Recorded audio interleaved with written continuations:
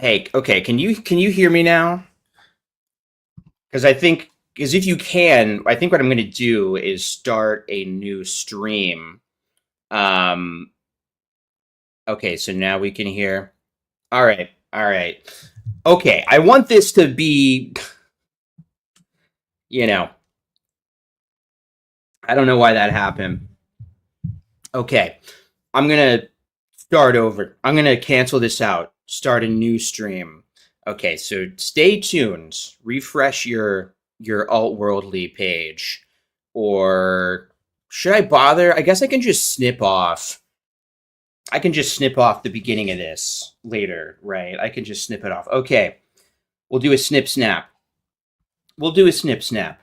Okay, somebody remind me to do that later because I do want this to be like a resource that people can refer to in the future.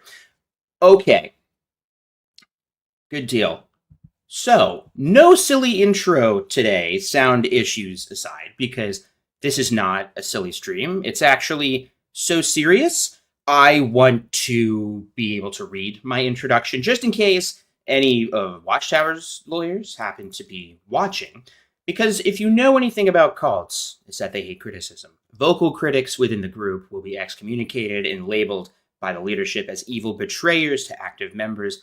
Scientology is famous for weaponizing the legal system against its most vocal ex-members in attempts to shut them up, or when it comes to anonymous whistleblowers, unmask them.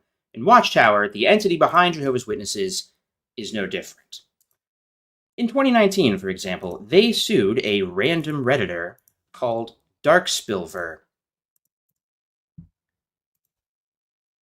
Why would they do that? Why would Watchtower sue somebody on Reddit? Well, Darkspilver posted a picture of one of Jehovah's Witnesses' widely distributed publications. It was just literally the picture of a back of the Watchtower, and he posted it on Reddit. And that was it. Yes, it really was that stupid. Watchtower filed a false copyright claim and wasted hundreds of thousands of donated dollars to unmask a Redditor who didn't even leak internal information. Watchtower lost the case. Okay, just want to make sure we're still able to hear me. Okay, good deal. Even though the earlier sound issues have been clipped out of the stream in the far-flung future. So, around the same time, Watchtower was suing Darksilver, they also sued a guy who made cute stop-motion Lego videos poking fun at Jehovah's Witnesses on YouTube because in one of them he showed a clip of one of their real videos. It was also stupid and based on false copyright claims. They lost. And what little press these cases generated was bad for Watchtower. It made them look really bad and petty and small, and so probably that's why they haven't done this in a few years. And it seems that they have regathered and are finding a new approach to attempt to silence their critics. So, this time, in January of 2024, according to publicly available court documents, Watchtower sued not just some random internet ex-member, but the most respected Watchtower whistleblower, Mark O'Donnell. Let's go to this. I am looking at courtlistener.com. I will post the links to this stuff in the description later as well, so you can follow along, but you can pretty much find this stuff on Google. So, if you don't know, Mark O'Donnell was a lifelong Jehovah's Witness who, like many, left the group due to finding out about its widespread cover-up of child sexual abuse. And since leaving, he's become an independent journalist dedicated to covering CSA within the religion. He has assisted with countless investigations as an expert witness, has appeared in multiple documentaries, and runs a website dedicated to exposing the group's CSA scandals. In my opinion, Mark O'Donnell has caused the most material damage to Jehovah's Witnesses since the passing of former governing body member Ray Franz, and he exposed the group's internal practices back in the 80s and throughout the early 2000s. And I mean material damage in terms of money and reputation from lawsuits. When prosecutors or journalists investigate Watchtower, Mark O'Donnell is generally there to fill them in on all of the legal shenanigans the group is likely to use. the ways Watchtower's legal team is likely to lie, the way their internal hierarchy works, etc. So Watchtower is suing him. Now, I said Watchtower, but the case itself is pretty novel as far as I can tell. I am not a lawyer, as I'm sure I will reiterate many times throughout this stream, but the case, as I see it, is almost structured like a class action suit where multiple individual congregations of Jehovah's Witnesses in Pennsylvania are jointly suing Mark for allegedly wiretapping. And by wiretapping, Watchtower means Mark logged into a Microsoft Teams meeting one time, and Watchtower didn't realize it until Mark later spoke in vague terms about it in YouTube one time. So we've got a lot to get into today.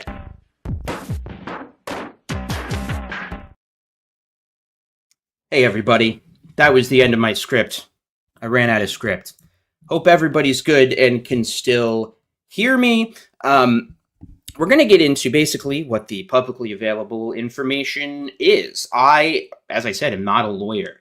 And as we're recording this, Mark has not given like a public statement. I did just kind of reach out to Mark and confirm that he was okay with me talking about this stuff on a stream. You know, obviously he couldn't really give me any information that's not already available. But I believe he is working on some kind of response with his lawyers, right? I would assume that anything he says publicly now is going to be under intense scrutiny. So I haven't really heard much, but I wanted to weigh in on this because it's a pretty big deal. I've really never seen anything like this. So like I said, and let me see if I can make this a little bit bigger. I think if I do this, full screen layout. Oh God, it doesn't even, it just goes full screen for me. It like doesn't make it different for you guys at all. Okay. Sorry, StreamYard problems. Just get real close to your monitor. It'll be fine. So this is called Burn Home Congregation of Jehovah's Witnesses v. O'Donnell. And you can see this was filed January 22nd, 2024, literally on my birthday, and they didn't even include me. The last update was December 10th, as we will see, and the cause is wiretapping. Okay, so the tricky thing about this, right? If you've never been on a website like this before, like Court Listener, not all of this stuff is publicly available if it's filed under seal, right? So Watchtower filed everything under seal. We can't click on any of this stuff. Even if you click buy on Pacer, you can't actually buy this as far as I know. I think it would just give you a subscription to whatever this service is. So the first publicly available document is by Mark O'Donnell and his defense. And in fact, everything that you're able to see is only Mark's side of the story so far, save for one thing, which we'll be able to look at. So right there, you're kind of seeing the way Watchtower operates. They don't just want to like do this stuff. They want to do it entirely like secretly. Okay, so it's a civil suit. Good question from Jennifer M. And we're hearing it is a civil suit. Again, not being a lawyer, I don't totally know what the difference is, as other than Mark would not face prison time for a civil suit. I guess he would just face monetary sanctions. So let's get into why this is weird. First of all, let me see. I've got a link to this. I think should give us what we want. Just taking a long time to load. Shoot. Yeah, I don't know why this one file in particular is like taking a while. God dang it. Hang on.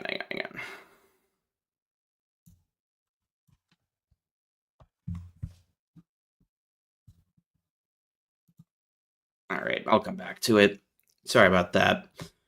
So if we go through this, so it's filed by the Horsam Congregation of Jehovah's Witnesses, the Worcester Congregation of Jehovah's Witnesses, the East Congregation of Jehovah's Witnesses, Mount Pleasant Congregation, Spanish Congregation, Coventry Congregation, et al., right? And including the Burnholm Congregation. So there's a lot of individual congregations, and the way witnesses are set up is a little weird. Like, different congregations can meet in the same building. So, I don't know if these are, like, how many of these are located in different kingdom halls. Not that that would technically matter. But if we look at the first publicly available thing here, man, it's not wanting to load anything from Court Lister. Oh, no, okay. It finally pulled up. Just so you can see I'm not making this up and there are actual documents. So Mark demanded a trial by jury. And from what I understand, that usually means that you're confident in your case because you feel like you can make a case to a jury of your peers and they will take your side, right?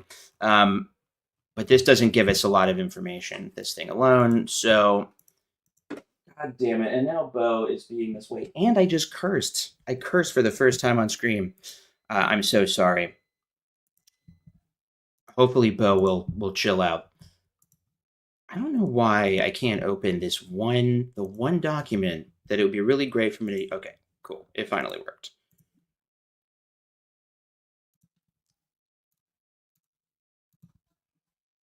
Here we go. Download this in the background just in case. All right, so here is basically what Watchtower is alleging. They want all this stuff to be under seal and to remain under seal, right? So they don't want any of the stuff that they're filing to be made public because they know that, like, we could make fun of it or talk about it on streams like this. They generally know that it makes them look bad. And I think that that is a disparity that's important to note, that, like, the ex-Jehovah's Witness who is trying to expose corruption within the group is perfectly happy having all of this out in the open, and it is the secretive religion who's currently under grand jury investigation for child sexual abuse in the state of Pennsylvania, and where multiple arrests have already been made. They want to be secretive for some reason. So let's read a little bit of this. Plaintiff's brief in opposition to defendant O'Donnell's motion for unsealing of the docket for entry of a limited protective order. The summary of how all that played out, by the way, like, both parties went back and forth about, like, how much of it could be made public, and they were able to come to an agreement on some kind of protective order that were, like, some of the stuff will be redacted, personal information of individual Jehovah's Witnesses in the congregation involved, but other stuff will not. So we should be able to follow this going forward while seeing Watchtower's perspective of it. So plaintiffs Burnholm Congregation of Jehovah's Witnesses et al., which are doing because it's multiple congregations, respectfully request that this court deny defendant Mark O'Donnell's motion to unseal the docket. The only thing more secret than a grand jury investigation is a wiretapped, privileged conversation about that investigation between subjects of the investigation and their attorneys. Since this entire lawsuit arises from an ongoing Pennsylvania grand jury investigation, and no part falls outside of that setting, this court should treat this case like a grand jury case and continue to seal the entire docket / all documents, at least until the investigation is concluded. So the fact that this grand jury investigation is happening is not private. Like, it's in the news in Pennsylvania. Like, you can watch clips online from their local news affiliates covering various arrests. I think there was just one in December, actually. We can look at that later. But yeah, basically it's not private. And so one thing that's challenging when we're talking about this is like they're not clear, at least in the information that we have available, in what exactly Mark did that was illegal. The interview in question that they're alleging he leaked information on is no longer available. It was on JT and Lady C's channel, JW Critical Thinker. They're a very respectable platform, and Mark is a very respectable guest. And I mean, I've talked to Mark once or twice on the channel, and he's generally quite careful in what he says. So I'm curious to see what it is that they think he crossed the line on. We get a little bit of it in this document, but we still don't know like what their initial thing was. I only mention that because from what I have seen, a lot of times Watchtower will kind of change their story as their cases drag on. And so I'm kind of curious to see if what they say here would line up with whatever their initial filing was, but that's neither here nor there. Also, please continue to sound off in chat. I will make sure to get to your comments after we get through a little bit more of the substance of what's happening here. But yes, in this document, Watchtower is saying, we don't want any of this stuff to be made public. Mark does want this stuff to be made public. You should take our side.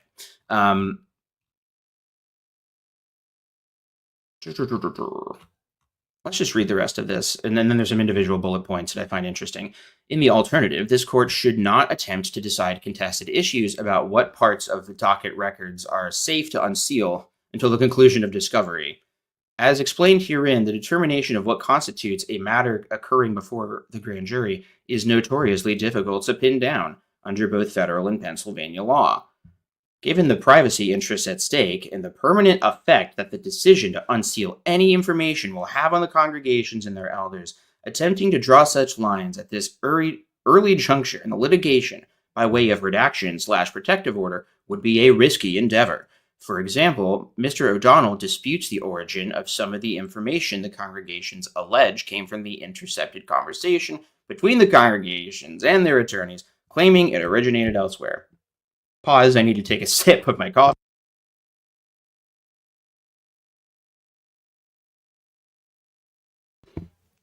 So let me zoom out and provide some more context. We'll get to what their specific allegations are. But, okay, there was a Microsoft team meeting. From what I gather, again, I don't know for sure, take this with a grain of salt. From what I gather and what we'll see later in this particular filing, it kind of sounds like a PMO, physically in, mentally out member of one of these congregations sent a link to this Teams meeting to Mark, and he listened into it. He listened into the meeting. And Watchtower didn't know about it at the time, right? And then he gives this interview with JT and Lady C. And maybe he mentions that he listened into this attorney-client meeting. I don't know because we can't watch it. And I might have watched it at the time, but I honestly don't remember. So that's kind of what it sounds like to me. Watchtower is saying Mark listened in on this attorney-client meeting that happened over Microsoft Teams. And he wasn't supposed to listen to that or repeat confidential information retained in this call. But the issue, in my opinion, is that, like, what information are they alleging was secret that nobody else knew about? Because a lot of this stuff is public knowledge. There are arrests being made fairly regularly in this case because the Attorney General in Pennsylvania is uncovering undocumented abuse, abuse that happened within Jehovah's Witnesses that they never reported to the police. So that's what they're doing, right?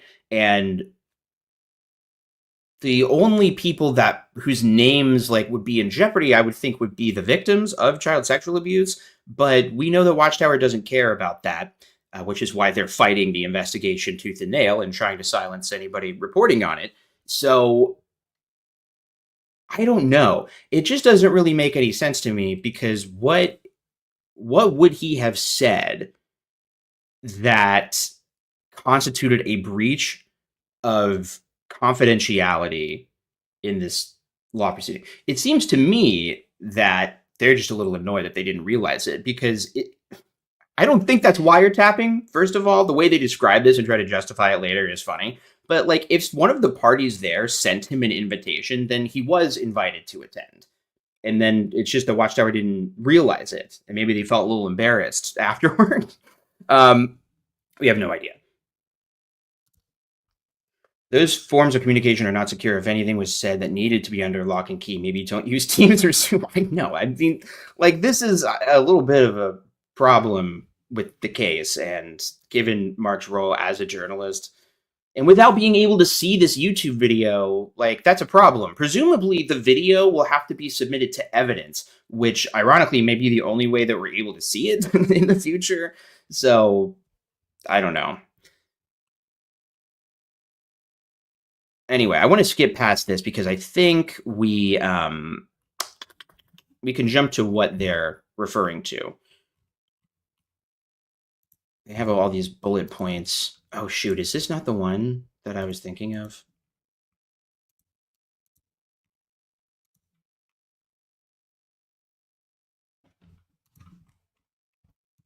I guess it's not.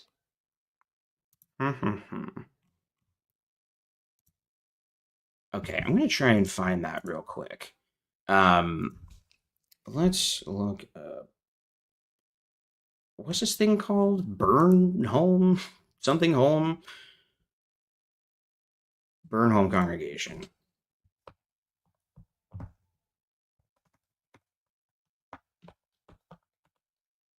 Don't know.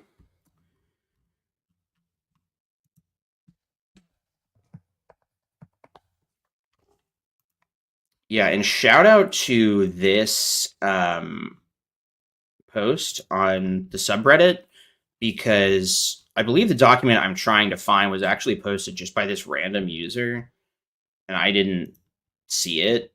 I think this is the one that we want. So actually, yeah, credit where credit is due to a person who posted a link to a publicly available document, just for the record, in Sorsalady. I probably didn't say that right, but you're a real one, and you're helping us out, so thank you for that. Okay, so this gives us like a pretty like clear bullet point version of what Watchtower is alleging here. So the first ones that come into mind, and maybe we can go through some other ones. I think starts at like 104. Okay. Here we go. Now, just for people who don't normally watch my show, it is normally a bit sillier, and we have sound drops. And obviously, I'm not going to play the full thing, but I do need to take a sip of water. The water of life. Sorry, just had to take a little sip of water and play the water of life sound drop. Let me try and make this bigger so it's a little bigger on this. That's better. Okay. So these are their allegations for wiretapping, I think. Wait, this is count 2. What's count 1?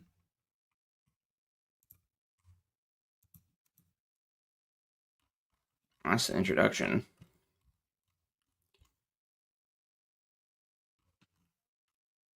Sorry, I had all this stuff laid out, and then StreamYard's being stupid. So now I'm like scrolling through. Oh, hey, look. Okay, so this is the YouTube video. They don't... Wait, whoa, there's a link to it. Oh, okay. Yeah, it's not available anymore, as I kind of assumed would be the case. But anyway, on or about February 19th, 2023? Whoa, okay, so this is going back a ways. And wait, so they didn't file until January 2024?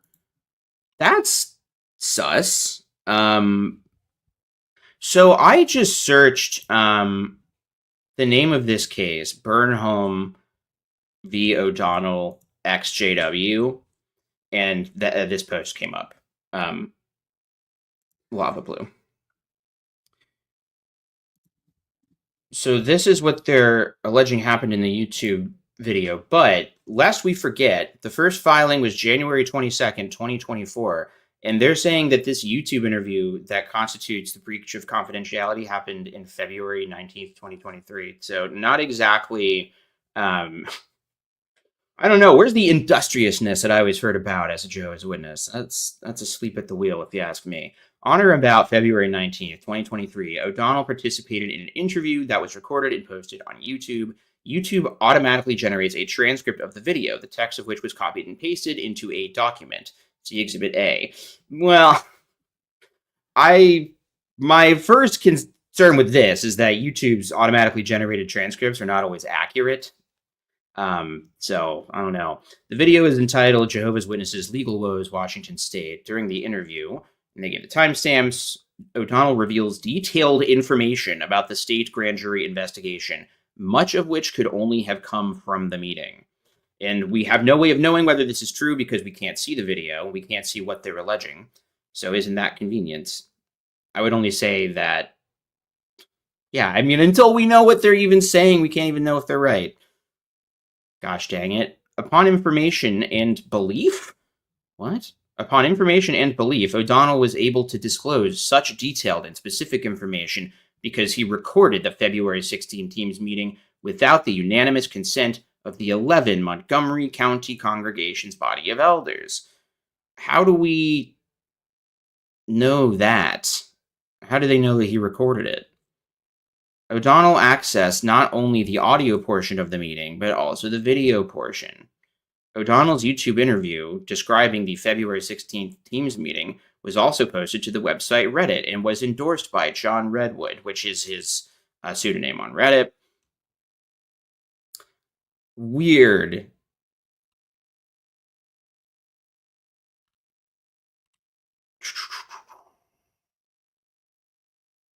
I'm just trying to figure out, like, how would they even know that he recorded it?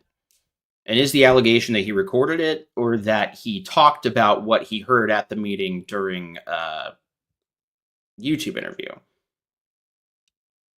Okay. So here's what they're saying.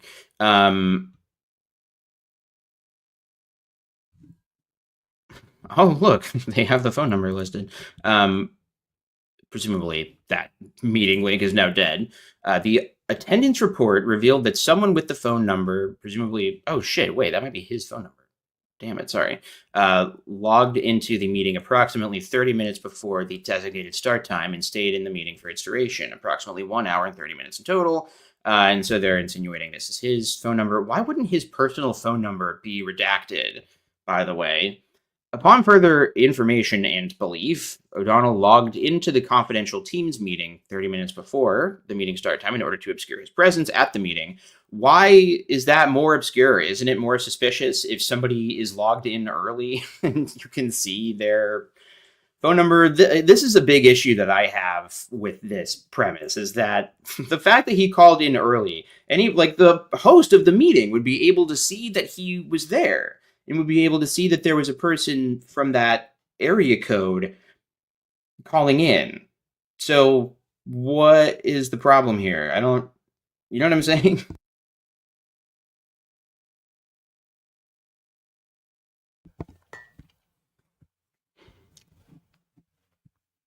I mean, I'm not going to delete the entire live stream. I can try and snip out that part where I showed it, but I mean, you're wrong that it was not previously publicly available, because it was. This is a publicly available document and it's just there. So anybody who ever read this could have done it. And that's my bad. I thought it was just the phone number needed to call into whatever this meeting was. So first of all, people just be cool and don't harass Mark. Presumably he's changed his phone number anyway. Sorry, where were we? Upon further information, he logged into the Teams meeting using his phone number rather than his name to conceal his identity during the meeting. I don't know if that is true, but so basically he's saying they're saying that he called and listened in. Now they have to prove that there was harm done. I think this is also a little thin, because surely the harm done is because there is a grand jury investigation happening, and that's like been on the news, and the attorney general has done multiple press conferences about it. Like I think that's probably the damage, and the damage is because Watchtower was protecting pedophiles. You know, they were not protecting them because they love them so much, but because they're deeply embarrassed about the fact that these things happen in their religion, and they don't want it to get out there. They like to handle everything internally, even though they have nominal rules about how elders, that people like have the right to call the police. The internal elders manual still advises elders to not call the police, to first call the Watchtower legal department, and the legal department will then direct the elders on what to do. And the legal department, by the way, speaking of being sussy and hiding your identity, when elders call the legal department, they are not given names. They are given like little codes of somebody. And usually they're talking to a paralegal. They're not given the name of that paralegal, just a code to protect the identity of the person in the legal department. And then they just are given orders on whether or not it's a mandatory reporting state. And sometimes even when it is, they don't report. I mean, that's why Watchtower's in trouble, is because there are times when they have run afoul of the mandatory reporting laws, right? So they're grasping for legal action. Yeah. If Mark let the number in, it's no longer act. Yeah, presumably. I mean, like, this is, from what we can tell, the result of this agreement that both parties reached as to what was confidential and what's not. All that being said, I do feel bad about that phone number being on the screen. So I am sorry, and I will attempt to snip it out afterwards. It just sometimes takes a few hours for YouTube to actually save those changes when I do that. So stay tuned. Sorry, let's get to the harm that they're causing. As a result of O'Donnell's actions, each plaintiff congregation suffered a palpable injury in fact in its own right, consisting of the invasion of its legally protected interest in the privacy of its privileged communications, intrusion upon seclusion, and disclosure of those unlawfully intercepted communications causing reputational harm. O'Donnell's actions also adversely affect each plaintiff congregation's ability to redacted. I don't know what this means, right? They're basically saying that the fact that he listened in at all was the damage. That it's damaging that somebody who wasn't supposed to be there was there. I think that's what they're saying. These injuries are concrete because they have a close relationship to an intangible harm that is actionable under Title III, blah, blah, blah. O'Donnell's actions in ways that are difficult to measure at this time, and impairs each plaintiff congregation's ability to pursue its mission by forcing it to divert time, effort, and or resources that could be better used elsewhere to counteract O'Donnell's conduct in the future. I don't... Yeah, what does that mean?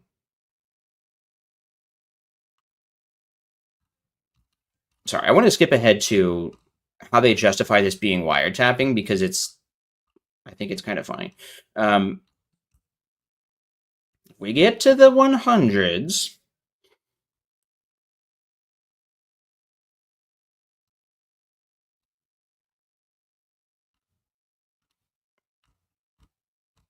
Okay.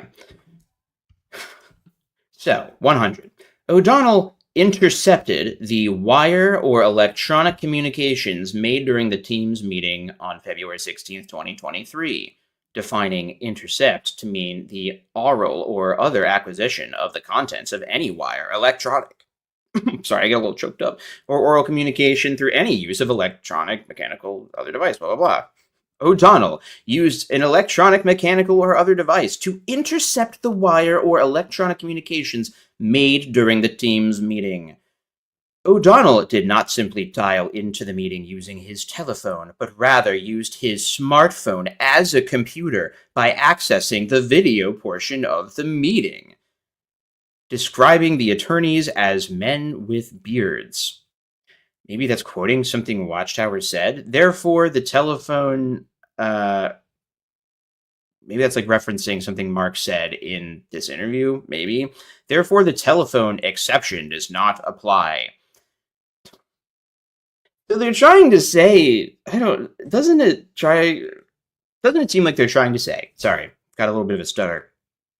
Doesn't it seem like they're trying to imply that when you hit the video button on a Zoom call that your phone turns into a computer? Like, I don't know about that. That seems a little spurious to me. Don't we all use our phones as computers? Like, this seems like I don't know about this. I don't know about this particular portion.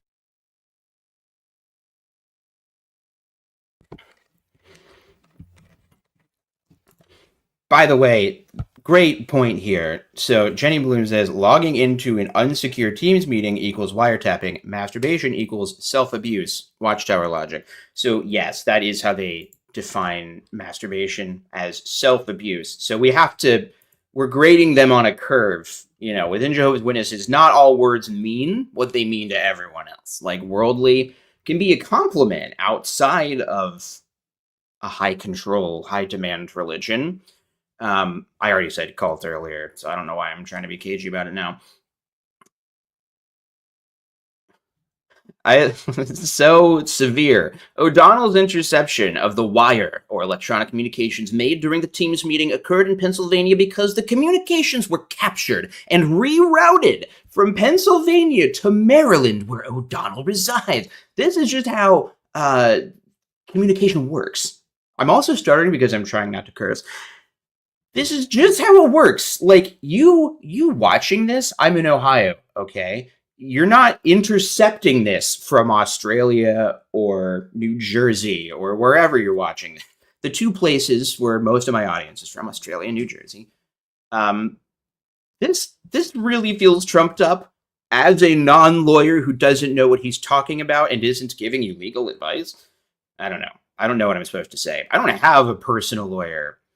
O'Donnell disclosed and or used the wire or electronic communications made during the Teams meeting by revealing them during his YouTube interview and endorsing them on a blog in a matter not permitted by the Act. Now, but this is the whole problem and why I probably don't have that much more to say about it. Although I think we should look at one of Mark's defense of this stuff that's publicly available. Because without being able to see this interview, we really don't know what they're talking about. So far, the only thing that seems specific that might be a part of this video is that the lawyers had beards, which Mark probably mentioned offhandedly as a joke because at the time, witnesses were not allowed to have beards. Oh boy, the conspiracy brain is activated, but it simply must be shut down at this moment. We don't know what they're alleging was a breach of conduct, because if all he said was there's a grand jury investigation happening in Pennsylvania and I was able to listen in on one of these meetings, that isn't anything, right? That's just him saying that there is a grand jury investigation and that he listened into it. But if he actually did name somebody in this meeting, like if he used their name in this interview and said, oh, and one of the suspects is Freddie so-and-so from the Spice congregation, not a great improviser, I don't know, like that would probably be some kind of breach of confidentiality. So we literally just don't know. And I do want to be clear about that. It is entirely possible that Mark ran afoul of some kind of confidential information. It's possible, but given the accuser, I don't think we should just take their word for it. They're known for lying in court and for trumping up charges and for trying to silence their critics. And Mark is probably their most effective critic when it's come to holding the group to account financially and legally. So it's kind of unclear to me how much of this we can trust from their side of it. But let's go to let's see. I want to go back to just the normal court lister sites. But yeah, we legit don't know. And to be clear, like, Mark has not made any public statements at this time. But we can see all of this stuff. We can see all of this stuff that's publicly available. So, the motion to unseal the case. We looked at the trial by jury. That's not anything. I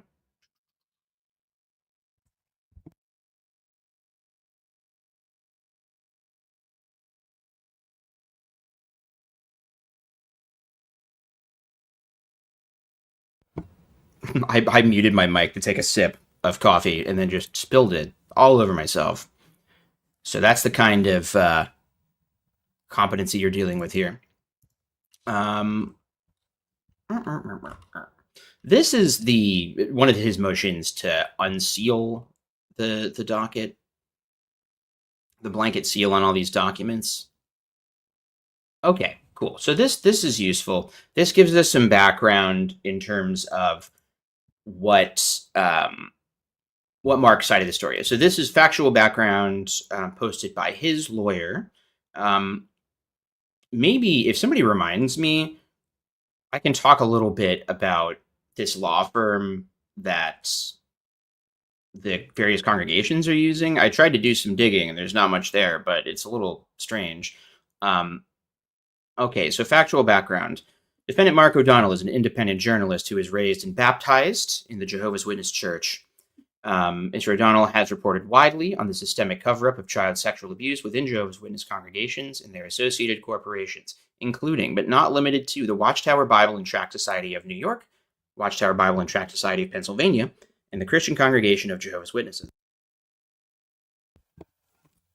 If you're a witness peeping in here, or you just don't know anything about Jehovah's Witnesses or how they operate legally, this is one of the really important things about them, is that they're broken up into all these different legal entities that, I don't entirely understand the mechanics of which part of it does which, but if you're a Jehovah's Witness or an ex-witness, you remember how at the conventions and assemblies, they'd be like, if you want to make a donation via check or money order, make it a payable to, and then they would say something like this. They would say one of these companies, or they would say, make it out to Watchtower, one word, or Watchtower, two words. It's because they've got all of these legal entities that they're funneling money into. We've recently covered on the channel their real estate assets, which they allegedly have tens of billions of dollars just in assets alone. So one thing that Watchtower will do in court to lie is they will say, for example, this happened with Garrett Loesch. Garrett Loesch is on record as saying, I am not a part of Watchtower, and Watchtower has no control over me, or something like that. Like, I don't answer to Watchtower. And he said that because, he's saying, I don't answer to Watchtower Bible and Tract Society of Pennsylvania, because illegally I'm a member of the Christian Congregation of Jehovah's Witnesses. Like, they're able to be sneaky and get around accepting responsibility for certain things because of that. And the people who are at the most risk legally are elders. Like, all of this stuff is put onto them. The organization is set up in such a way that elders are far more likely to take the fall for something than the higher ups in the organization, like most corporations are, right? So anyway, since 2019, Mr. O'Donnell has consulted with the Pennsylvania Attorney General's office with, sorry, I clicked away. Has consulted with the Pennsylvania Attorney General's office with respect to a statewide investigative grand jury, which is investigating allegations of sexual abuse in the Jehovah's Witness congregation throughout Pennsylvania. Mr. O'Donnell has testified before that grand jury twice. Okay, so that's pretty important right off the bat, because he's been doing this since 2019, which means Mark has had knowledge of and has even testified in this grand jury long before this Teams meeting where they're accusing him of knowing stuff he wouldn't have otherwise known. As I understand it, that appears to be a little bit of a problem with their story. Plaintiff's complaint alleges that in February 2023, Mr. O'Donnell attended an online Microsoft Teams meeting between attorneys and congregation leaders from the plaintiff Jehovah's Witness congregations. As Mr. O'Donnell more fully explains in his answer, he attended the meeting by invitation from one of the attendees. Plaintiffs allege that the attorneys provided legal advice to the congregation leaders. Plaintiffs allege that Mr. O'Donnell then disclosed some of this information during an interview on YouTube. The existence of the grand jury at issue in this case has been publicly and prominently reported on for at least 4 years. Over the past year and a half, the Pennsylvania Attorney General has arrested at least 16 current or former members of Pennsylvania Jehovah's Witness congregations for the sexual abuse of minors. On October 7, 2023, the Philadelphia Inquirer reported charges brought by the Attorney General against 4 Jehovah's Witnesses for the sexual abuse of 19 children, noting that the charges stem from a grand jury investigation that started after a 2018 Inquirer investigation examined how witness leaders punished survivors after they reported abuse or sought help from police. I want to pause there for a second because this is so important when it comes to the disparity between what Watchtower, the harm that Watchtower is alleging, versus the harm that Mark is reporting on and has also personally experienced. Like, let's be real. Anybody who has left Jehovah's Witnesses has experienced abuse because shunning is emotional abuse. It is. That's why Jehovah's Witnesses were just defunded in Norway, because the mandatory systemic shunning of people who are locked into a contract, often because of something they committed to when they were children, is, in Norway at least, illegal. And there are other, European countries who might be moving in that direction. So Mark has experienced shunning, like a lot of us in this live feed right now. And so, like, this is a mega corporation with tens of billions of dollars and clearly no shortage of money to throw around frivolous legal charges, coming after somebody who has experienced abuses at the hand of the church and has dedicated his life to uncovering and exposing and holding to account Watchtower for the abuses that they commit to children. And like, I don't know Mark very well, but we've had a few conversations, one of which is on the channel, which you can go back and watch. But like, as I understand it, Mark funds all of his own stuff. He doesn't have a Patreon. He just has a business. Like, he has a day job, a business that he runs, and he uses that money to travel all over the world and report on this stuff.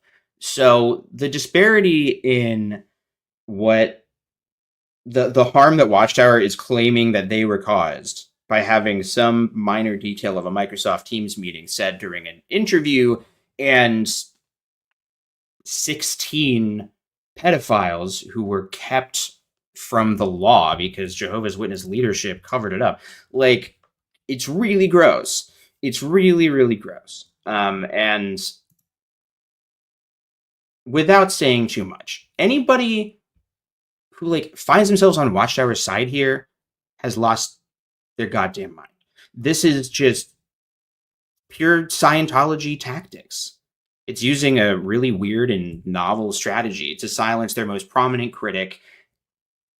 It's disgusting. Like, this is completely ridiculous. And think about this. Like, this is in addition to however many untold millions of dollars Watchtower is spending defending themselves in Pennsylvania. Like, they're spending so much money in Pennsylvania to try and continue to cover up child sexual abuse. But that's not too much of their money because they still have some more money to do this, to do whatever this crap is.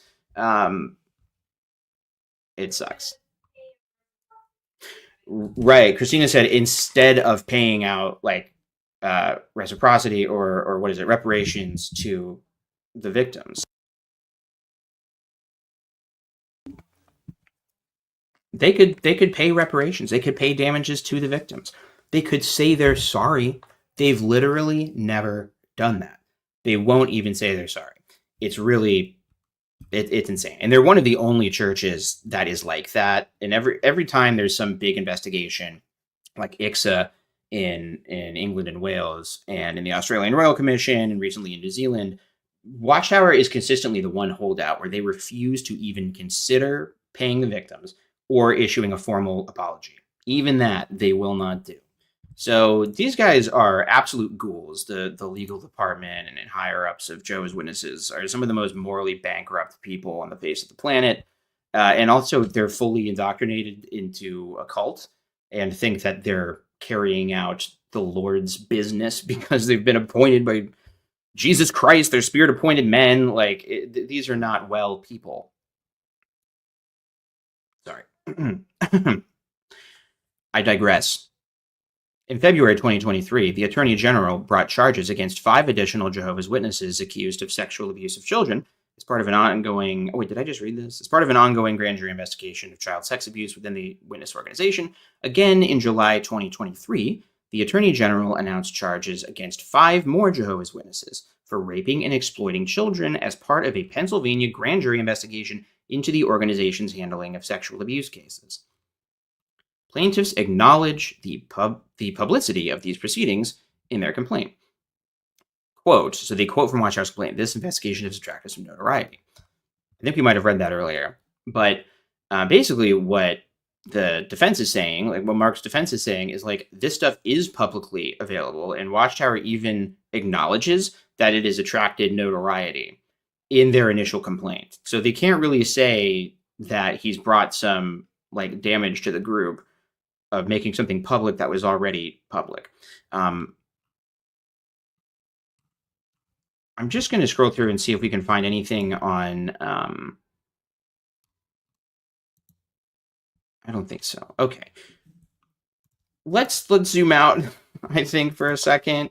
Why was this happening? Well, yeah, I mean, we don't really know. It'd be interesting to watch that interview that Mark apparently did. Maybe we learn more about it.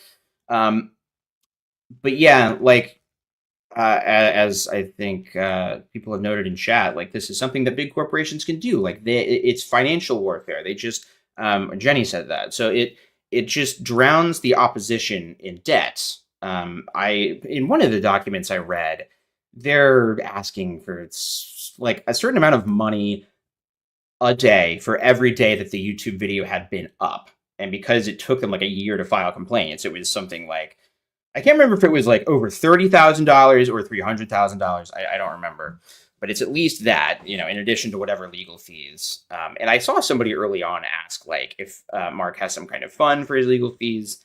Not as far as I know.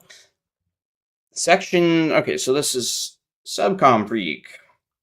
Section 5725 is what they are suing over. Again, if it was a meeting to discuss legal business, and you broke the law. You don't know that. You're just a random person in the comment section. I'm just kidding. I mean, I really don't. Like, you can't... Sorry, Subcom Freak 1. Like, I don't... None of us know. None of us have all the information. So you can't possibly say one way or the other if you broke the law. Like, you just have to, like,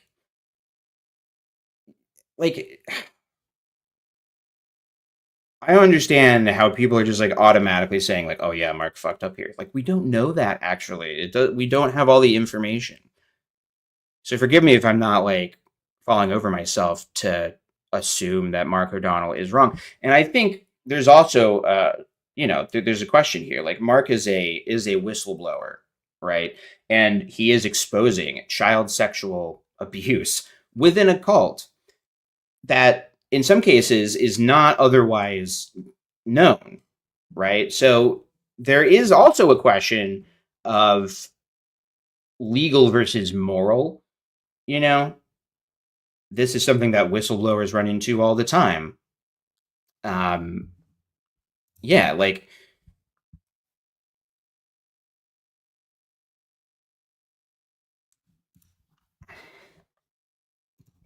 yeah, see, there you go. Like, if someone gave him the link, maybe consent would be assumed, right? Well, his side says that someone did send him a link. That's what his lawyers are saying. So, yeah, we just don't know.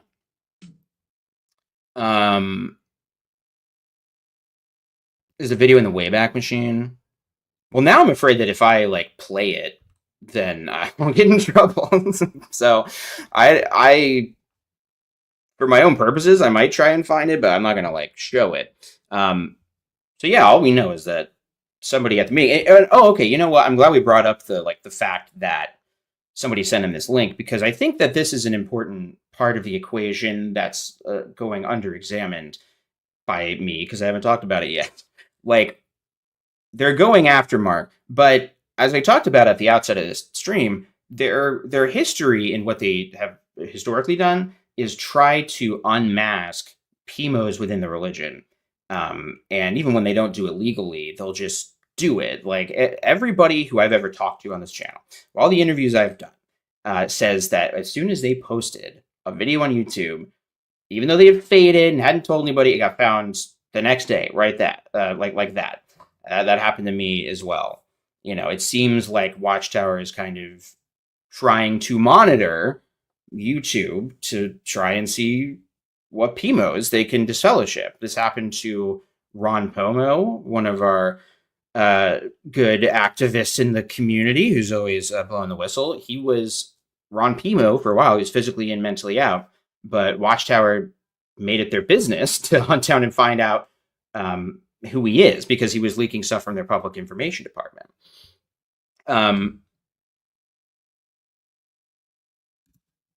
Yeah, I think that's the thing. I don't even know that Watchtower is alleging that he wiretapped in the traditional sense of the word. It's almost like in their legalese that they're using, it's almost like they're acknowledging that all he did was click a link to join a thing, but he also turned on the video portion, and that means that his phone turned into a computer. I don't know. Kind of weird. This is my wife. If Watchtower doesn't want uninvited guests to their meetings, maybe they shouldn't be so haphazard with their Zoom team meeting links.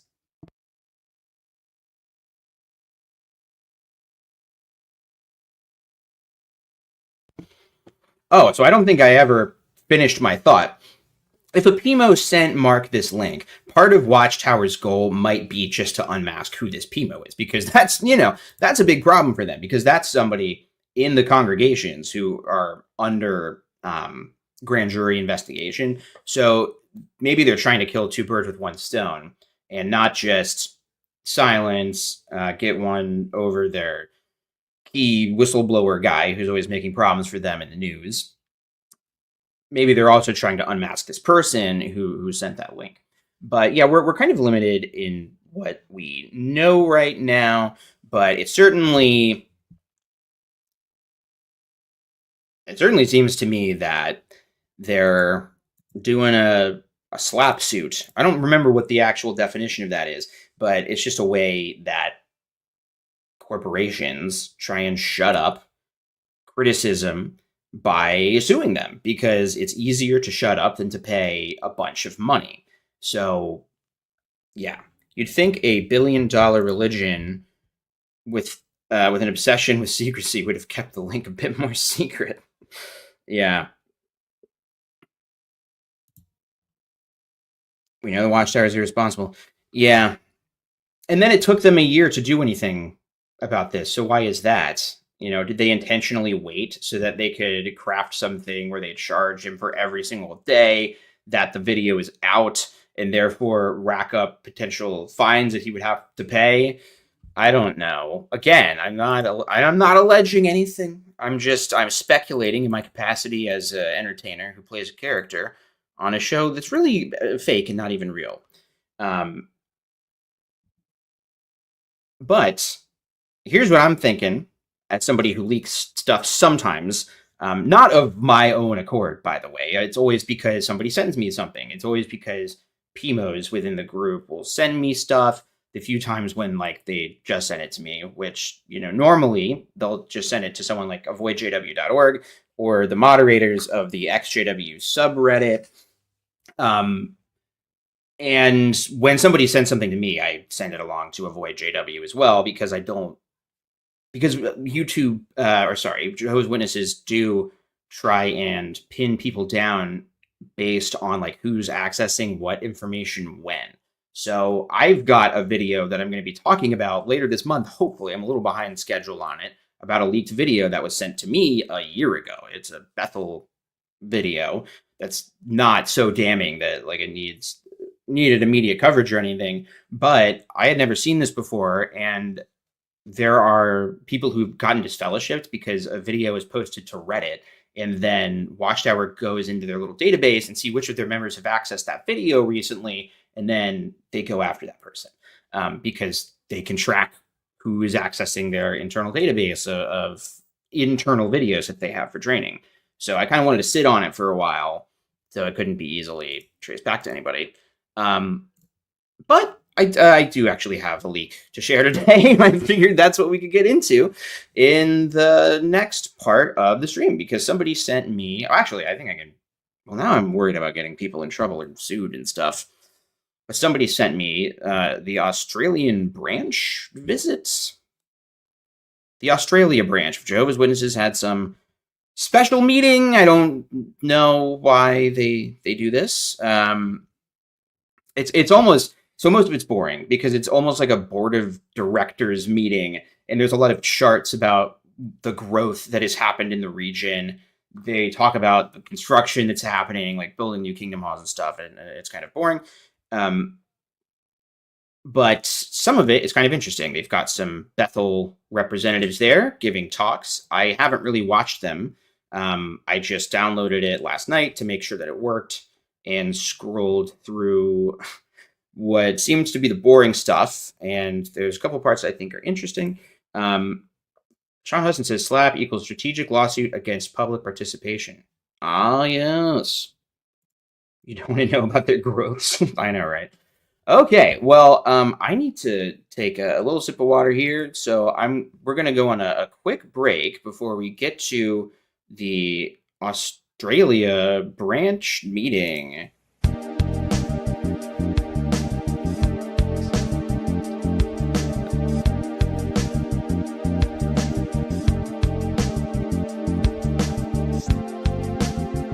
It's interesting. So, planet Earth.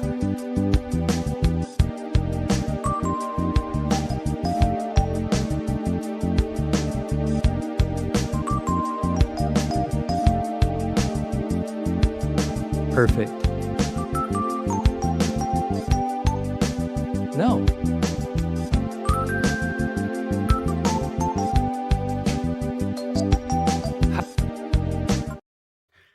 I didn't say it was going to be a long break.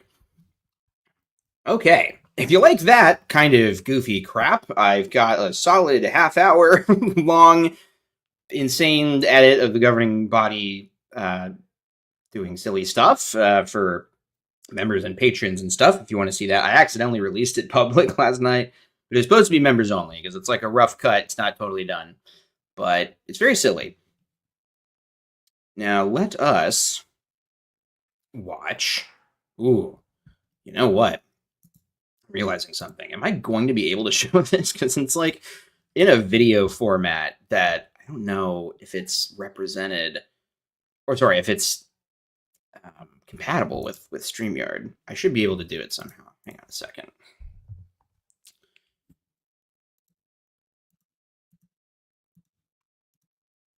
It's like not an MP4. It's something weird. Whoa, whoa, whoa, whoa. Oh my god, guys. Mike Rinder just died. Whoa. I'm on, I just, pulling up Instagram, just pull up this link to this meeting. This is a post. If you don't know, Mike Rinder is one of Scientology's biggest apostates. I guess this is by his wife. Jeez, I want to read this. Mike Rinder's stuff has been really, really important to me over the years. His stuff is incredibly valuable even to our channel because he's a guy who was a higher up in a cult and understands how their tactics work. And so Yeah.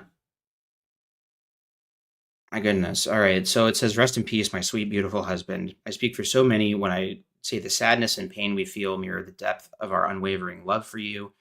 Your courage, bravery, and integrity are unmatched and will forever inspire us. You have been the pillar of stability in our lives, filling our days with your strength, wisdom, love, laughter, and devotion. The world will remember you. My best friend, my hero, my love, Michael John Rinder." Sharing these last words as per Mike's wishes. Oh boy.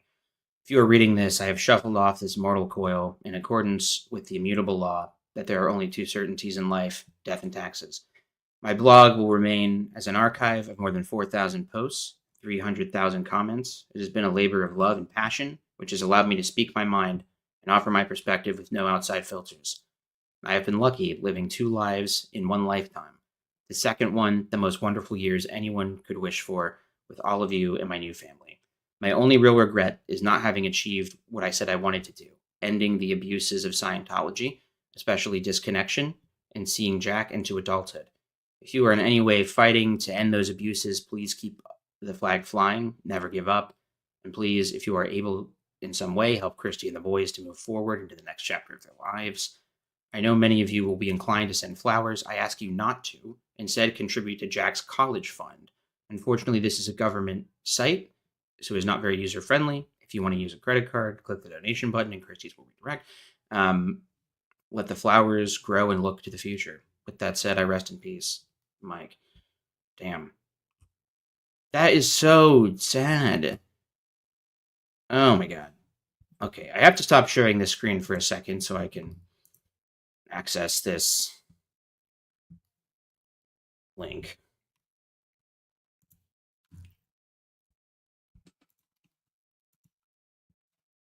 Man, oh man, that is such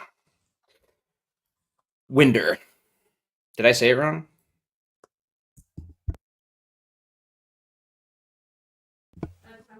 Throat cancer, apparently. Man, oh man. Yeah, this is the guy who worked a lot with Leah Remini. He was, kind of their PR guy, and having to go out on TV and tell lies is one of the things that woke him up. I've got his book back there on the shelf. A Billion Years. And it's really good. Definitely recommend. And if you get the audiobook, he reads it. I listened to the audiobook and then got the physical copy. Okie dokie. Let me. Poop. Esophageal cancer. What a tragedy. And like, I don't know. But he is going to live forever. You know what I mean? Because like what he did is really important, and it matters, and it still matters, and it will continue to matter. And I'm just really glad that he did what he did when he could. Be worth it. Okay, so we've got this Australian branch visit. There's one video that I was kind of curious about. I don't know if it's going to actually be what it might be. This guy is said to work for the hospital information department in Bethel. Blood is quite a personal issue on this channel, as somebody who had a chronic illness in the group and has needed blood transfusions to survive. So let me set this up. You'll hear some lovely Australian accents. It is a pleasure. Just a free awkward silence too. Just another inadvertent plug for the awkward silence supercut. To have brother and sister Turner, along with brother and sister James, with us for the visit. Oh, wait, can you guys hear this? That's a good question. Before I get too far into this, were you guys able to hear what he said? Oh, no.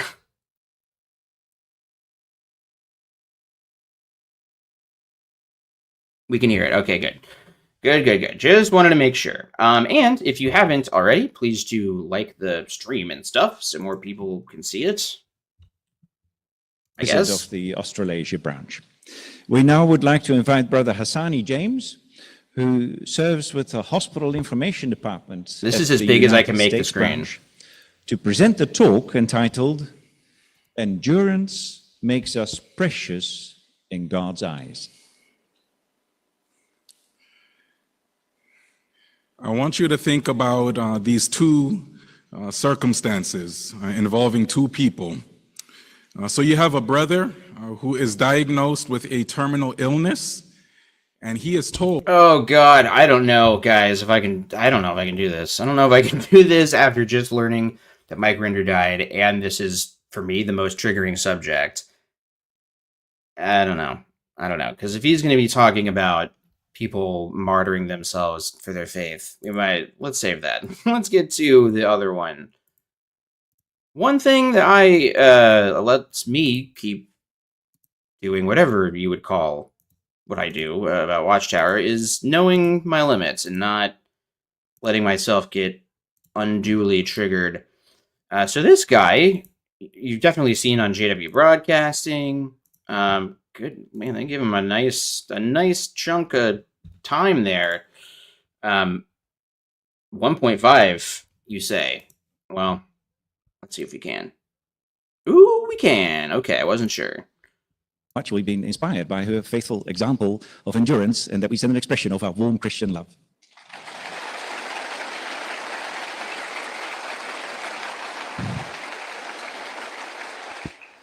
This is a ritual that they don't teach you about in school, kids, that within Jehovah's Witnesses, you are constantly sending love back and forth between congregations and states and countries with clapping.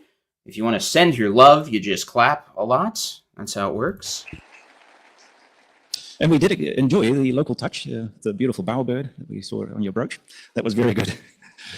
We've come to our last talk. Brother William Imagine that pause on 1.0 speed. You know what I'm saying? That was pretty crazy, even on Turner. He is serving as the headquarters representative and as a helper to the service committee. He will now give the last talk entitled Guard Against Weakening Influences. Brother Turner, you have our attention. You know when you walk out the house and you realize you forget something and then it's just kidding. I have no idea. What did that mean? Did he forget something? This must have been a you had to be there moment. Maybe he's like borrowing somebody's suit jacket. Well, it is a tremendous privilege for my wife, Lynn, and me to be here with you, along with brother and sister James. And it's so nice to, if you know where we came from, New York, where prior to our leaving, there was cold, there was snow, there was ice. So how nice to be here with you and enjoy the sun and see your nice, sunny, smiling faces as well. And we also bring with us the warm love and greetings of the governing body, as well as the Bethel family in Fiji, as well as your brothers and sisters serving in the United States.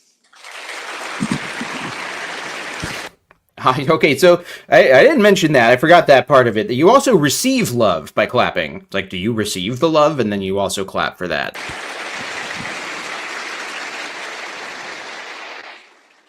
Well, in this talk, let's talk a little bit about this matter of guarding against weakening influences. Now, I think you'd all agree that due to imperfection, we all acknowledge we have personal weaknesses and limitations. But interestingly, did you notice the title of this talk is not Guard Against Our Weaknesses? Instead, it's Guard Against Weakening Influences. Influences with an accent on that middle E. All right, what do we think this is going to be about? I figured this would be worth watching when I saw that he was on it, because he's a broadcasting guy. The theme is weakening influences, but I did not watch enough of this to find out what these influences are, supposedly. So, I don't know. Just for juicy lore reasons, I hope it's like apostate stuff. Maybe they're talking about us, guys. Maybe what if he does that thing where he gives a vague scenario when he talks about Mark O'Donnell? Like, now imagine there's a Microsoft Teams meeting. You might just imagine one in Pennsylvania, for instance. Why the difference?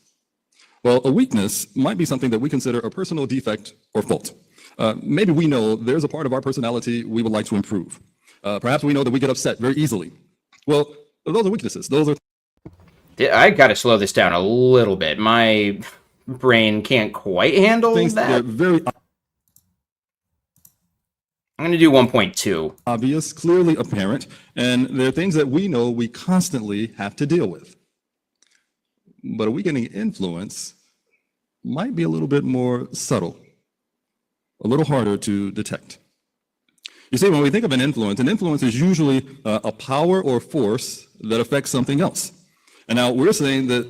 Very good. Okay, so this is the first part of our JW Broadcasting Talk formula, the needless definition of a simple word that everybody knows. This influence has a weakening effect.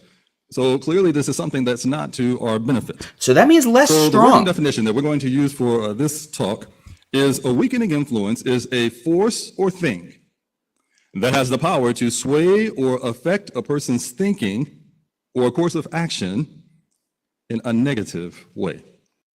I thought it meant weakening in terms of a positive way. I'm glad they defined that. This is interesting, though, because sometimes they're just like, now the word time represents the passage of seconds, minutes, or hours. But here it's like they make up a scary cult term, weakening influence, and then they just get to make up whatever definition of that thing they want. So that's novel. I'll just repeat that. It's a force or thing that has He'll the repeat it power for to us. sway or affect a person's thinking or course of action in a negative way. You see, weakening influences aggravate or worsen our own human weaknesses. And what it does, it hinders our ability to progress as well as to stand firm in the faith. What, would you say that it weakens us? Is that what you would say, possibly? Now, a nice biblical example of this is what happened in Ezra's day. Because when the Jewish nation was released from their bondage, we know that Jehovah had a job for them. He wanted them to go back to Jerusalem and rebuild his house. Now, keep in mind that when that directive was given, that many of the exiles, the original exiles, had now long died. So this was their children, the offspring, that were now given this direction to go back and rebuild Jehovah's temple. Well, that was... They're very interested in this the last couple years. This was a big part of the convention a couple years ago, I think. It's very self-serving how they're spinning all this. Like, set aside the fact that they're basically co-opting the traumas of Jewish people for themselves, because the Jews were just proto-Jehovah's Witnesses until they lost their way, in which case they became false religion. It's also just, they use this whole thing to be like, well, some people during the exile didn't get to see the prophecies fulfilled in their day, but their children did. So you old Jehovah's Witnesses, don't worry. You might not live to see the fulfillment of all Jehovah's prophecies, but your kids will. It was not quite the easiest thing to do, because many of these ones had built houses in Babylon. They had nice gardens there in Babylon. To them, Babylon was the only home they ever knew. So to ask them now basically to uproot, relocate back to Jerusalem, well, that would take quite a bit of faith. But it was something that they did. They had a lot of backing.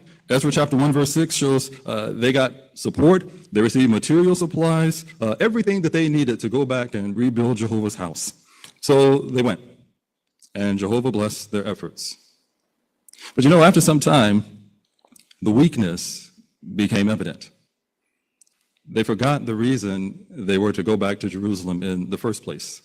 And so their thinking, their thoughts, it all went back to the things that they gave up. The comfortable life, the nice house, the beautiful gardens, everything that they left in Babylon. This, for me, was one of the more effective things that Witnesses did that kept me in the religion, because they made a Bible drama out of this. They made a movie. They made a little movie about this biblical account that they like to use to their advantage about, like, oh, wow, you think you want to go into the world. You think you want to leave Jehovah's organization and experience the things that we don't let you do within Jehovah's Witnesses. But what if the second you leave, Armageddon comes and then you die like a huge idiot? So you should never leave, because the second you leave, that's the exact second when Armageddon's going to come.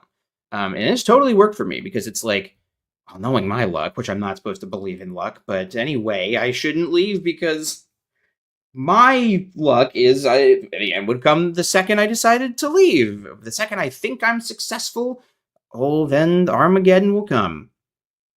And the joke's on them, because I've not been successful, and Armageddon is coming anyway.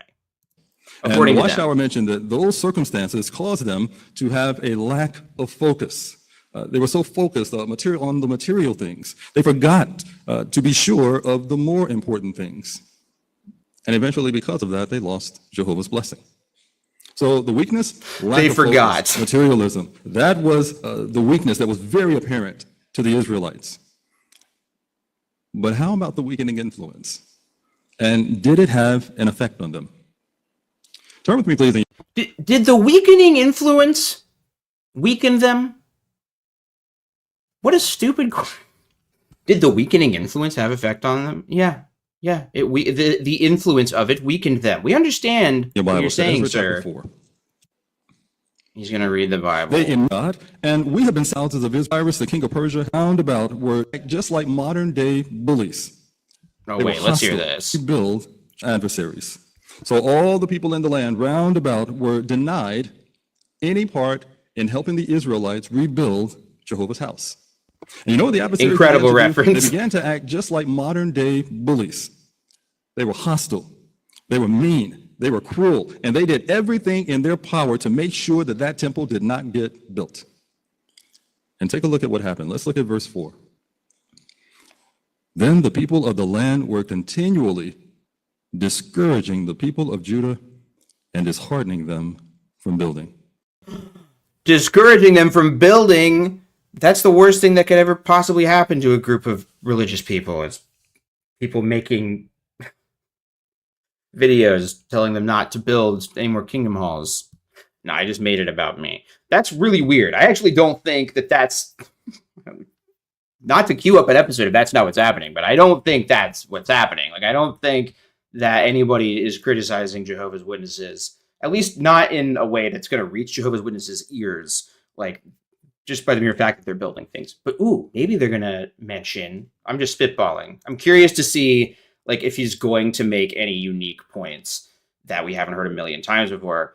I wonder if he'll address like the, I think, very real sentiment from what I've heard from some PMOs that there are folks in the LDC who really do feel a little disillusioned with these building projects because why are we doing this? Like why are we making a movie studio?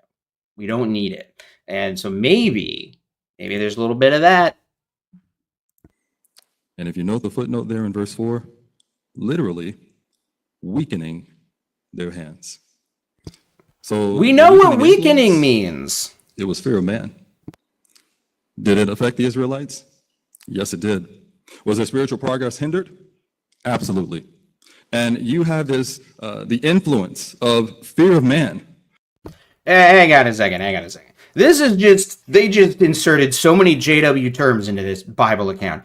Their spiritual progress was hindered. That's not like a concept that would have existed for like the ancient Jewish people, that they had to make spiritual progress. That's a thing that you do in Jehovah's Witnesses so that you can climb up the social hierarchy within the group. Like you progress to becoming a regular pioneer or a servant or an elder or a special branch guy who gets to give talks like whatever his name is that I forget from earlier.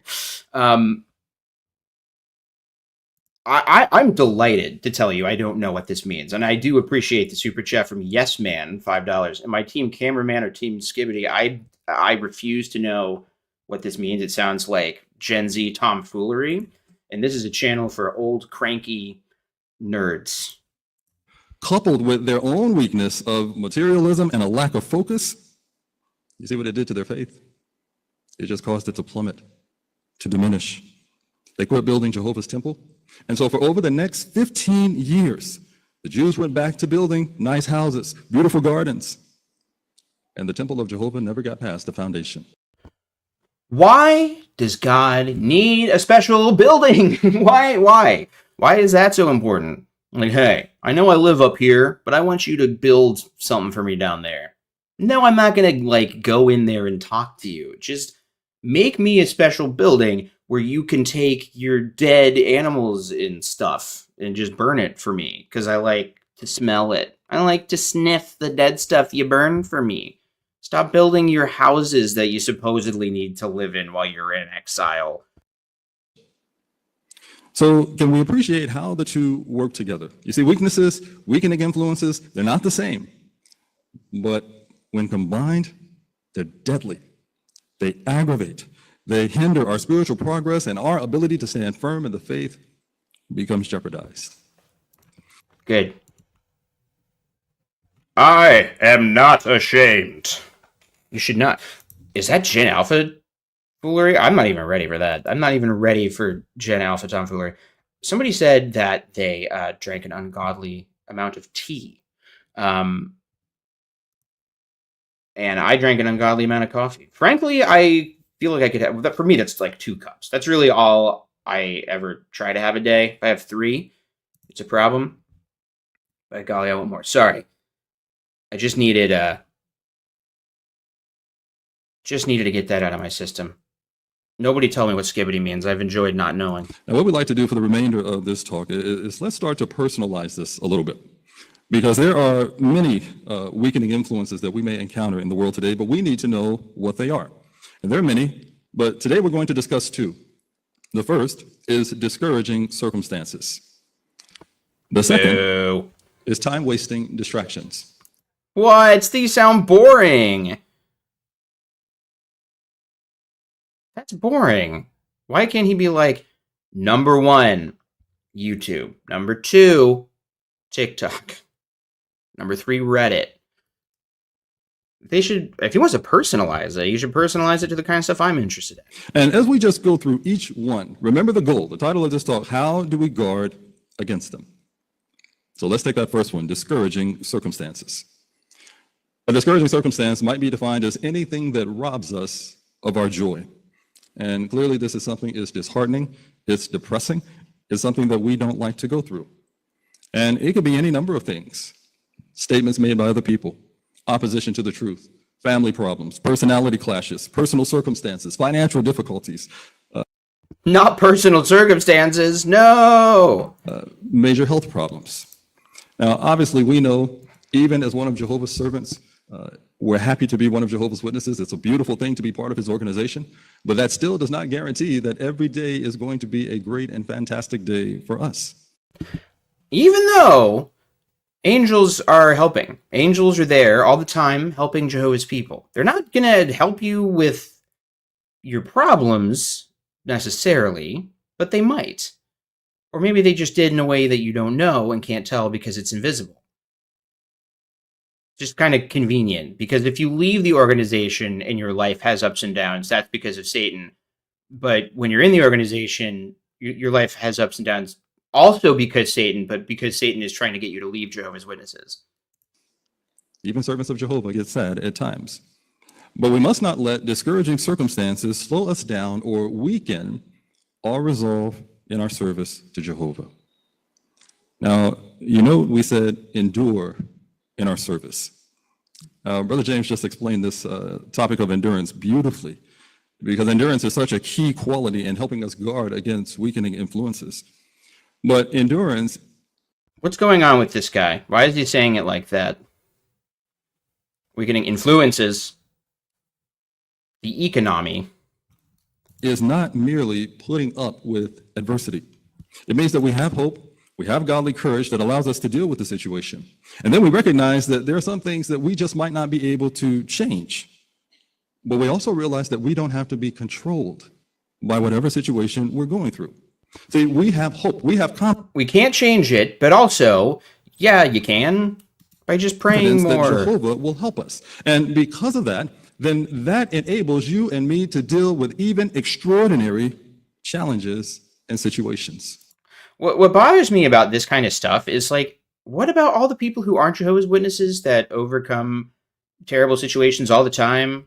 They make documentaries and TV shows about people like that, like all day, every day. People all over the world are experiencing adversities and putting on a brave face and overcoming crazy things, and they're not Jehovah's Witnesses. So what is the explanation for that? Like, why is your version of that as a witness more special than a Muslim's version of that, or just a Christian who's not your kind of Christianity's version of that, or mine? Like, everybody has to go through adversity. You stupid idiot, whose name I didn't even bother to remember. Now, if you ever wonder to yourself, how exactly will Jehovah do that? How will Jehovah help you and me get through those extraordinary He's going to be specific. situations? It's going to be really specific. Well, we don't have to wonder. The Bible tells us. We don't have to wonder. Turn with me, please, to 2 Corinthians chapter 4. Verses 7 through 9, and then verse 16. He's still going. It says, however, we have this treasure in earthen vessels, so that the power beyond what is normal may be God's and not from us. We are hard pressed in every way, but not cramped beyond movement. We are perplexed, but not absolutely with no way out. We are persecuted, but not abandoned. We are knocked down, but not destroyed. And then verse 16. They get knocked down, but they get up again.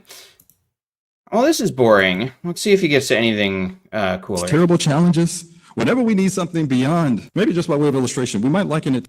Oh, hang on a second. Before he gets to this, he mentioned the power beyond what is normal, and in the William Malenfant talk that I went over in the last couple videos on the main feed, he goes on a little rant about that too. I didn't really have time to get into it, but the concept of like the power beyond what is normal, it doesn't really make any sense because like you don't know what, like obviously when you face situations that aren't normal to your life, you're going to have to rise to match them anyway, as if you didn't have Holy Spirit, because you know that Jehovah's not going to remove the obstacle from your path. So you can't actually know that he helped you through it, especially because people in other religions also seem to get the power beyond what is normal to endure terrible things all the time, and they don't care. George Turner, you are correct. I believe that is his name, Georgie Porgy. To a father who's teaching his young son how to swim. So the father takes his young son, he puts him in a body of water, and the little boy is so excited. Once he hits that water, boy, he's moving. So the father takes his young son, he puts him in a body of water. I thought he said bottle of water. That's why I rewound. I got a little excited, but nope. You're off the hook this time, George Turner. And the little boy is so excited. Once he hits that water, boy, he's moving, right? So he's moving his hands, he's kicking his feet. So he has power. He's exerting whatever power he has, but it still may not, he may not have enough kick to keep himself afloat. Well, that's where the father comes in. Because now, here you have the father behind him, giving him enough push, keeping him up in order to keep him afloat. And that's really what Jehovah does with you and me. He allows us to use whatever power we have to go. Wow, apparently it just plays the drop over top of the video and doesn't pause it at all. That's unfortunate. Okay, I don't know what the hell he's talking about. Let's see what this next thing is. And look at if you and I ever have to figure out how to deal or face a discouraging circumstance. Turn with me, please, to 2 Corinthians. So that I might not, about an obstacle that he had to endure, Paul's vision, it may have been impaired somewhat. God, there's so much more to this talk, too. I wanted to see if he talks about apostasy or something. Occasions that it be removed. Now, interestingly, Jehovah did not grant Paul's request. Now, he did answer his prayer. It's just that he didn't do it in the way Paul thought he would. This guy's hitting like all my pet peeves. Your prayer will be answered, but just not in a way you think, so that there's really no way of knowing whether the prayer was answered or not. So if it seems like the opposite of what you wanted happens, despite your prayers, that just means that Jehovah answered your prayer in a different way. And if it didn't seem like you got an answer at all, that's because you might just have to wait. Or he did answer it in a way that you just haven't perceived yet. You need to think back on your experiences. It could have been discouraging to Paul. I mean, let's think about who we're talking about. Here's a man that wrote 2/3 of the Christian. Imagine Paul and Jehovah says no. Or affected his thinking, or he relied on to carry out this in Corinthians chapter 12. Well, considering the fact that Paul had a murderous past, so come on, that's enough. Now, if that's what Jehovah meant, by no okay, hang on. I want to see what this is. Kindness that Paul had a relationship with Jehovah at all, much less one to serve as an apostle. So Jehovah may have very well been telling Paul that your privilege of discipleship is sufficient, that's enough. Now, if that's what Jehovah meant, by no means does that mean that Jehovah was being cold or heartless, or that he was abandoning the Apostle Paul. Oh, interesting. Okay.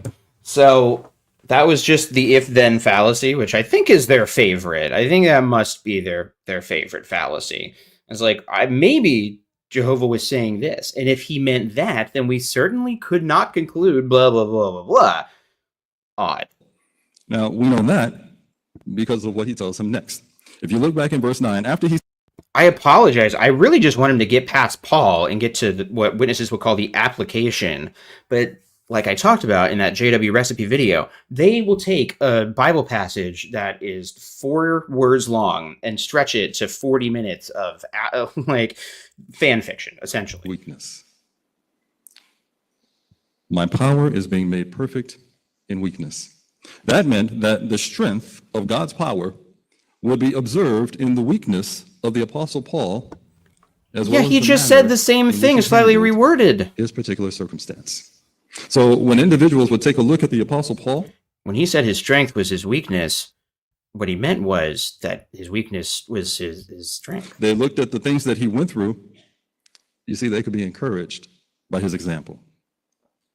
I'd like to share an experience with you of a sister in the United States. She was 34 years old. Okay, this will be good. This is more what I want. I want them to. For my sanity, I can't hear them like read a verse and go on their whole 20-minute thing about how they're going to apply the Bible. Like, it's just, I've spent enough of my life doing that. I want to hear what they're telling Jehovah's Witnesses they should be gleaning from these Bible verses. 2 children, but she was dying of cancer. And she told the circuit overseer that one day as she was going to get her regular treatments, that everything just sort of hit her all at once. The realization that she was going to die, that she was not going to see her children grow up, and she would be there to take care of them, it just terribly depressed her. Depressed to the point where she said she just completely shut down. She stopped attending the meetings, stopped going to the ministry, stopped doing any studying. And she said as she went along with this particular situation, when her life just hit rock bottom, when she just felt that there was just absolutely nothing else that she could do, she decided the only thing that she could do was pray. So this is not great, in my opinion. The fact that cults always seem to come back into your life or come into your life for the first time when you hit rock bottom. That's a frequent story on jw.org. Somebody's life hits rock bottom. And this person stopped going to meetings, seemingly because they were disillusioned with the fact that none of these promises had ever happened, and that was depressing to them. But because they were a Jehovah's Witness, they're not equipped to deal with the outside world. They have no resources or close friendships with anybody. So inevitably, they're going to have a lot of challenges if they just cut off contact with the organization. And then a lot of times they end up going back because they feel like, wow, the organization was right. Life sucked after I left. It's like, yeah, they made sure that it would. And she told the circuit overseer that one night she just poured her heart out to God and supplicated him like she had never done before. Well, that must have been one incredible prayer. Because she said after that, she was so strengthened from that prayer that from that point forward, she made all her meetings, she even auxiliary pioneered, and she continued to do all of this while she was still going through her treatments. Well, sadly, the cancer did get the best of her. But you know what was so interesting is that the entire time while she was alive, the brothers and sisters in the congregation began to notice her. And they began to... Okay, so I'm going to fast forward through this a little bit, but I just want to, we just talked about Mike Rinder earlier, who just passed away from cancer. And like, look how loved and supported he is outside of Scientology, But if Mike had stayed a Scientologist, Scientology would have just weaponized his story and said, what, see how amazing Scientology was for his life? See how great it was and how it helped him? Like, any religion can weaponize any story like this, which is why they're bullshit. And you cannot trust like anecdotal evidence in stories about how a prayer made you feel to prove that a thing is true or not. That's why facts are important. Jehovah says his power would become demonstrative and it would be observable through each and every one of us. It would serve as an outstanding witness to Jehovah and people would praise him for it. But clearly, Paul got the point. Because you notice how he concludes verse 9? Did you notice? Did you notice that? Then I am powerful. And maybe you've experienced that as well. So think about your situation. Are you enduring some sort of discouraging circumstance? There are many. Maybe it's a health issue that affects how much you can do. Maybe it's worries, concerns for aging parents. If you're a family head, perhaps you carry the burden of how are you going to take care of your family. It's very hard to be a man these days, and George Turner sympathizes. Maybe you're the only person in your family who's a worshiper of Jehovah, and you receive opposition because of it. Maybe you're dealing with advancing age. You can't serve Jehovah as you once did in the past. See how this list of discouraging circumstances, it just goes on and on and on and on and on. But good point. Good point by this commenter, by the way. So this is Gingerful. I'm sorry, I don't know how to pronounce that.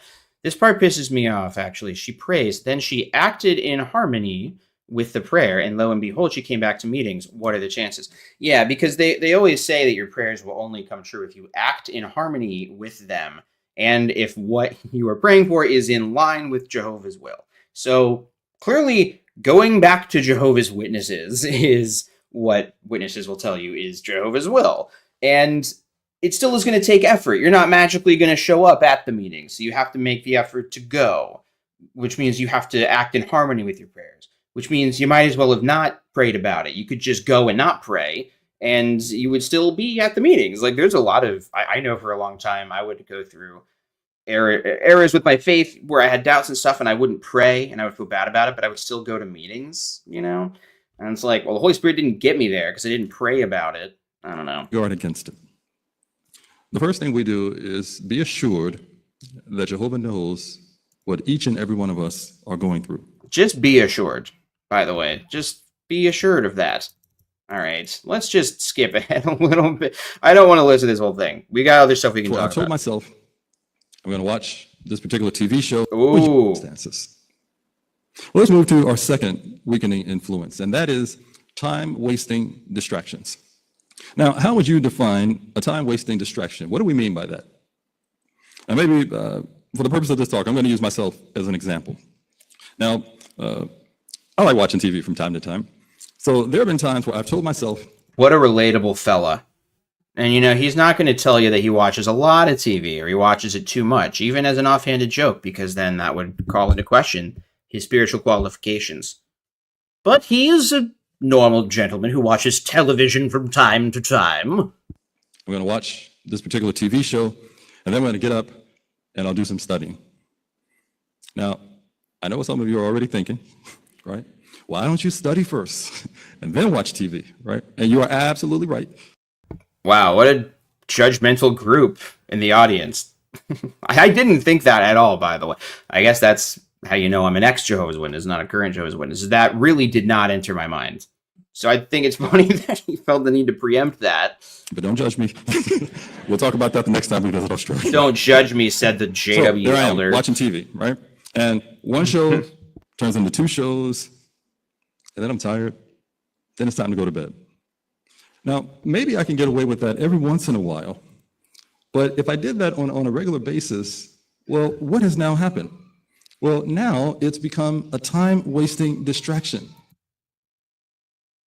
No. Also, I don't think that there are many people on the other side of this argument. Like, yeah, you shouldn't watch too much TV, obviously. But that's not what witnesses mean. For him, 1 or 2 TV shows every night before going to bed would be a distraction, because you should be studying Jehovah's Witness publications and you're and practicing for the ministry and watching all the new videos on the website. Like, I am still amazed at the amount of free time I have now that I'm not a Jehovah's Witness. Like, I'm able to be so much more productive and just do a lot more things because I did not appreciate the amount of time I was spending for this group. And any amount of time you are not spending in the group. I occasionally watch television. That might be too much. Sorry, you might need to examine that. Because it's something that I'm doing at the expense of something that's more important. Now, I use the example of TV watching, but really we can insert almost anything else in there. Social media, sports, recreational activities, hobbies, personal interests. And obviously, none of those things are wrong within themselves. In fact, a reasonable amount of relaxation is a good thing. It keeps us healthy. It can bring about refreshment. We're not a cult. We acknowledge that a certain appropriate amount of recreation is refreshing. Just be careful. Make sure you're studying every cartoon we put on the website. But isn't it good also to recognize the world makes very heavy demands of our time? And it's also going to offer us many Projection. distractions. And we know our time is just so valuable, so precious. We have obligations. We know studying the Bible, worshiping together, preaching the good news, those are priorities for us. Those are very important things. I mean, that's got to be the number one resentment of anybody who leaves a cult, is the time that you lost while you were in it, because you realize it was a huge waste of time. And that's why, more than anything, the sunk cost fallacy keeps people in high control groups and conspiratorial mindsets, is because you've invested so much effort and energy in doing this thing that if you had to acknowledge that it was wrong, that you were wasting your time doing something that wasn't true at all, that would be completely devastating to your ego, which everybody has. I'm not saying you have to be like an egomaniac. I'm saying everybody has an ego, and nobody likes being proven wrong about something. So like our brains are incentivized to hold on to our existing beliefs. And I really think that that's the main thing that keeps people in. Like you're old and sick, like that one sister he talked about earlier. You might think, screw it, I'm going to use the rest of my life outside the witnesses. But then you hear a talk like this and you're like, oh, that's Jehovah telling me to stay in, because you're looking for any excuse to stay in. You don't want to have to change and admit that you were wrong about stuff. 1 Timothy chapter 4, verse 16, Paul says we have to pay constant attention to ourselves and to our teaching. And he said that because he knew that if we didn't, you see, all of these time-wasting distractions that can come into our life could serve as obstacles, could serve as weakening influences for us. But when you read the rest of that verse, Paul explains why we have to be so careful. We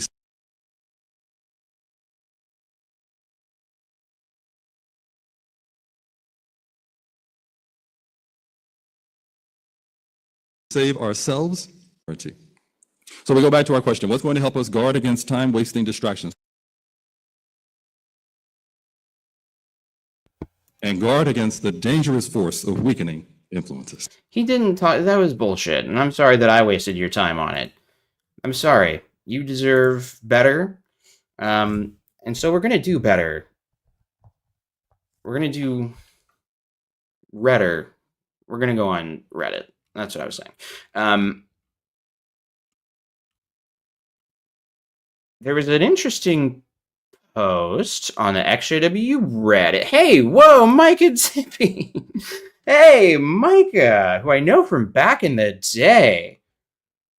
Is it happening again? Or can you hear me now?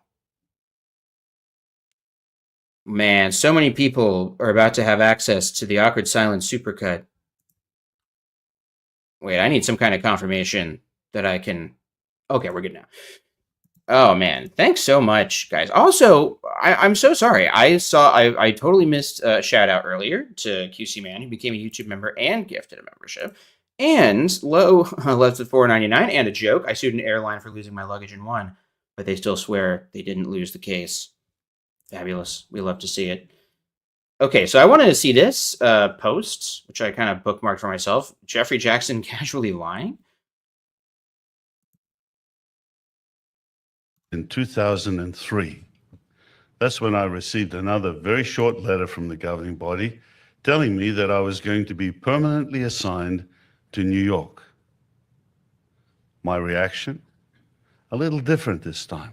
I was shocked, dismayed, overwhelmed, in fact, even horrified. Why? Because I thought I knew where Jehovah wanted me to be. And I certainly didn't expect this change of assignment. And additionally, I was never had on my wish list working in America. So with those thoughts running through my mind, I found for about 3 days I could hardly speak to anyone. I was found sitting on a chair, just staring into space, a blank look on my face. Okay, interesting. I forget what the lie is. It's in the comments, but what a revealing comments. I find that fascinating. It does make sense.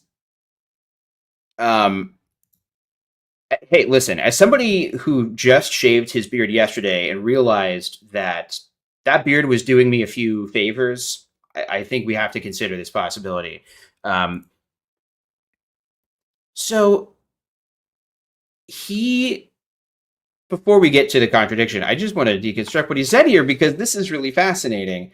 Like when I think about it, it does make sense that if you were called to be the head of what you see as the one true religion on earth, and you're called to be part of the governing body, that you would be somewhat catatonic. Like that's an insane level of power. That's essentially just anything that any Jehovah's Witness could ever expect happening to you. So that's, I don't know, it's kind of interesting. But In here's 2003, the contradiction.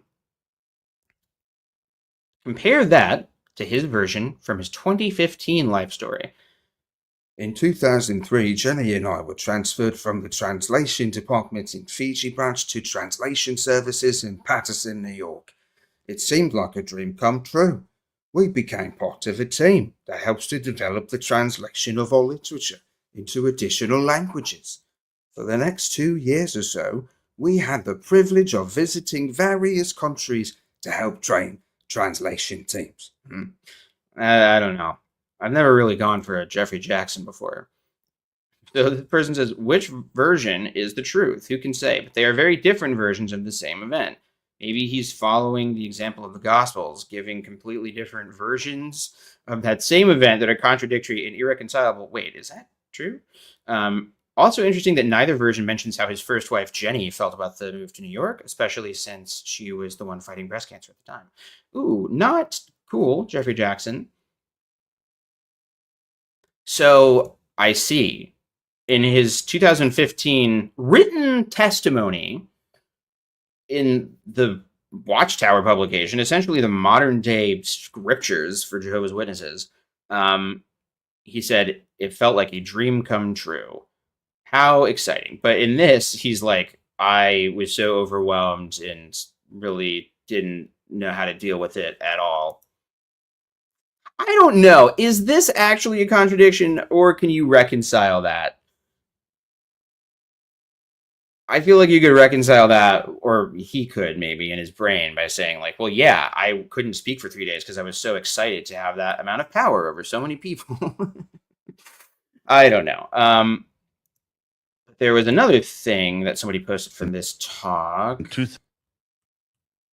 I wonder if I sort by new. I feel like I saw it this morning. New today. Oh.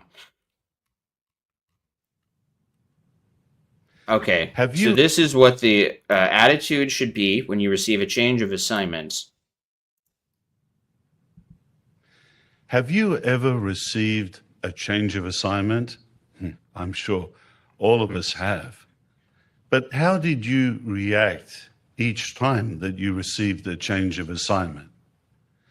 Well, if we're brutally honest, we probably would have to admit our reaction was perhaps not always the same and maybe not as good each time. Interesting. You know, the thing that he's doing here is like, a lot of times the assignment is you got a demotion. You are now, you're used to being a Bethelite whose room and board and all your meals were covered and you didn't have to worry about health insurance and stuff. And now we're assigning you to Detroit and you're going to have to get a job and figure out how to do a job resume for the first time in your entire life and pay taxes and find a place to live. Like that's more so the change in assignment that requires a PR campaign like what Jeffrey Jackson's doing here. Cool. I think that's basically it that I wanted to cover. But we can just look real quick and see if there's anything new. Presumably that talk, right? Yeah. Oh, okay. I did have one last thing I wanted to go over. It's the latest Watchtower. So actually, let's go to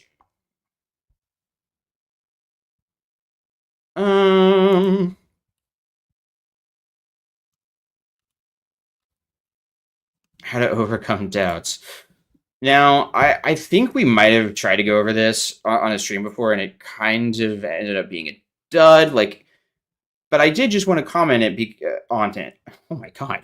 Yeah, we're gonna have to stop because I cannot talk. I lost the ability to speak.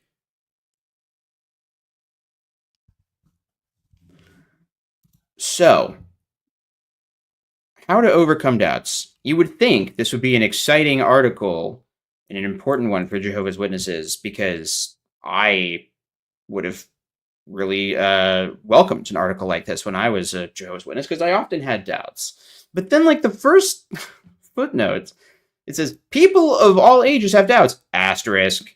Expressions explain. In this article, we are discussing doubts that cause us to be uncertain about our value to Jehovah or about the wisdom of decisions we have made. These are not the kinds of doubts referred to in the Bible that can give evidence of a lack of faith in Jehovah and his promises. But then, so why bother? Like, why bother?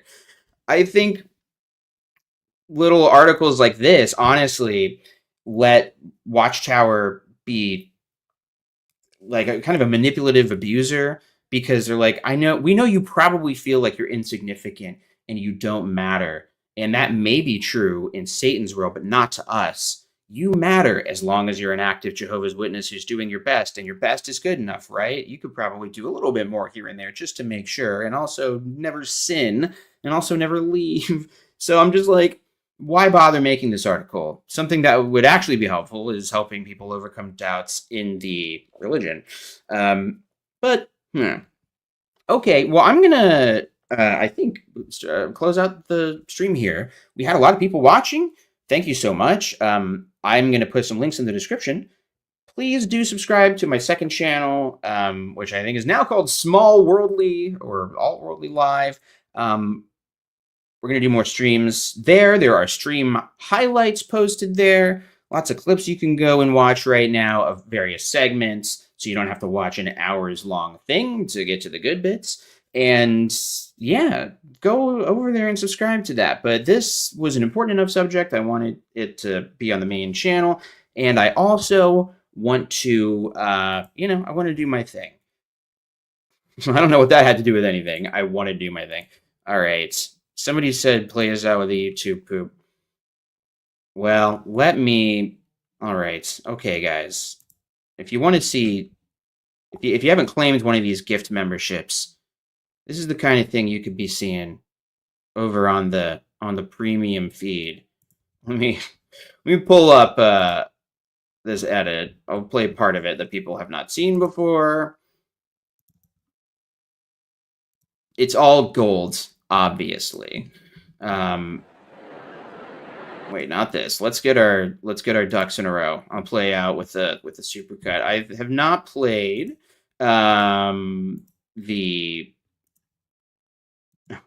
yeah, okay. Let's look at Kenneth Cook. We'll get to Kenneth Cook here. Kenny Cookie, as we lovingly call him on the channel. Thanks and like and leave comments and stuff. And good.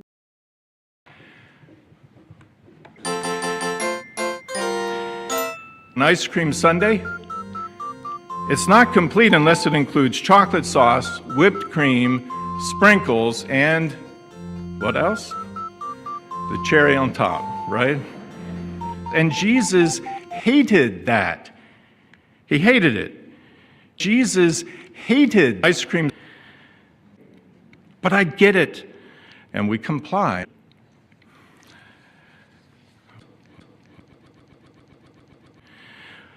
Well, Jehovah dealt with greedy Achan. Jehovah's hatred for a lying tongue. Jehovah uses his faithful angels, and his faithful angels, Jehovah sees this. Jesus and the faithful angels. They have not only witnessed Jehovah. Jesus and the angels witnessed Jehovah's. These faithful angels imitated their heavenly Father, Jehovah. So like Jesus and the faithful angels, Jehovah is an amazing, one and only true God. We get it. Jehovah's helping us, and we comply, and we love it. I look forward to receiving a visit from the elders.